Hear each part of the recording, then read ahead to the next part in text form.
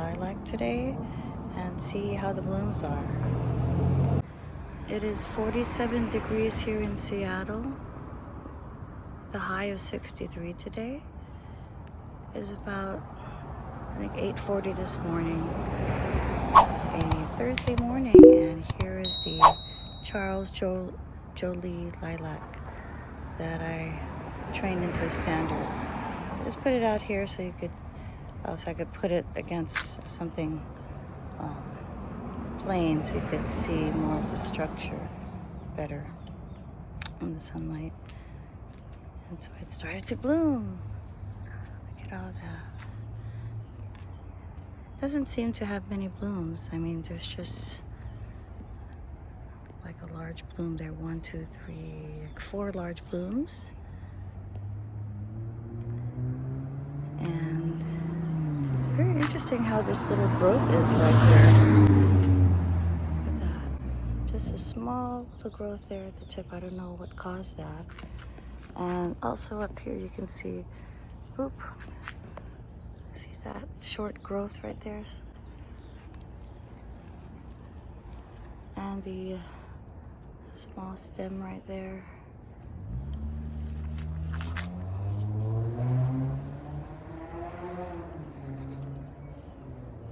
Beautiful, a dark purple color. Beautiful. And I'll smell it. Nice sweet scent. And look at here, there's little growth at the tip. I don't know what causes that. Such a small bloom of, I'm wondering if it's because I put the Miracle-Gro. Maybe I'll change the fertilizer. Just put like a slow growth maybe. Not sure why. But it's starting to warm up here in Seattle. Thinking I'm gonna put in a larger pot, like a wooden style pot as the other lilacs, and then I'll put some petunias, like a pot inside of it. But after the blooms fade, I'm going to be cutting it here at this length. I'm gonna experiment with trimming it all the way down so that it could have more multiple stems for blooms. Because you can see there how tall that's getting right there. It's getting higher, taller up there. And I want to be able to like reach and smell the blooms.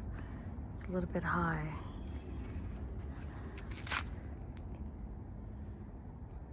I think if it was in the ground, at least I could kind of reach over, but can't really enjoy the blooms because it's like way up there. I know when the weather gets warmer, we'll be able to like smell it from a little bit. Like if we're in the area, we can smell it when it's really warm. But I just want more blooms instead of that height right there. It's the stems above that bloom. Look at it. It's getting taller there, which I don't really want. I want it.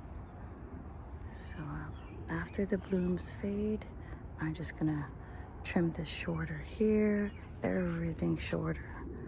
Yeah, that's what I'll do.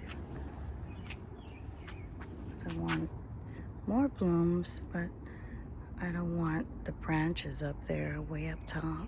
Just gotta shape it better, shorter. You can see right there, if you could see that, the shape of it. Sorry, the sun is right there. I get that shape.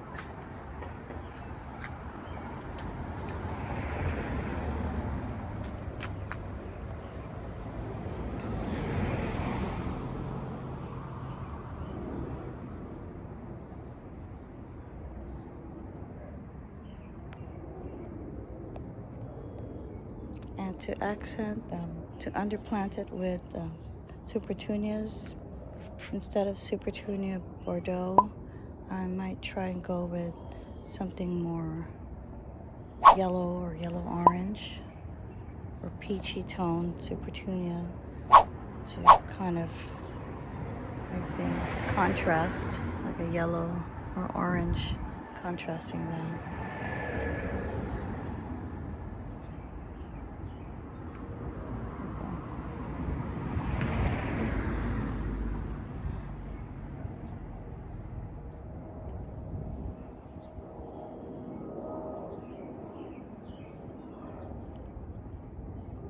Charles Joly.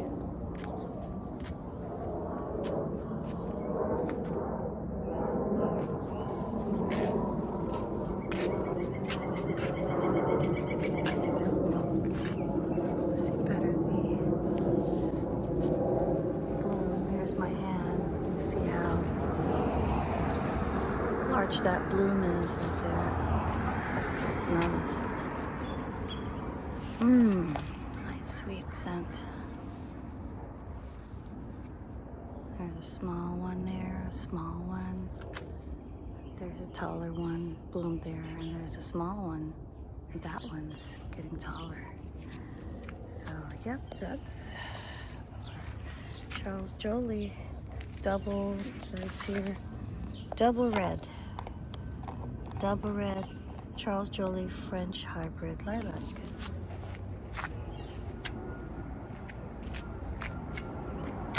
And it was once just a little stalk. It was, when I bought it, it was just like a little stick here about this high. And as it grew, I just kept cutting the side areas. And every time I would see any growth on the side, I just pushed it off. And I encouraged it to get taller. And I'll give you an update on the blooms in another few weeks when the weather warms up here in Seattle.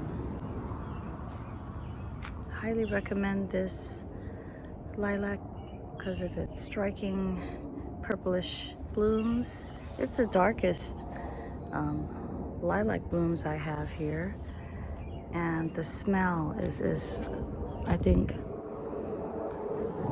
the scent of this, the sweet scent, is stronger than our white French lilac that we have. Love this one. Charles Joly French hybrid lilac. And I'll give an update in a few weeks if there are more blooms and how I'll be trimming it down much shorter, the stems.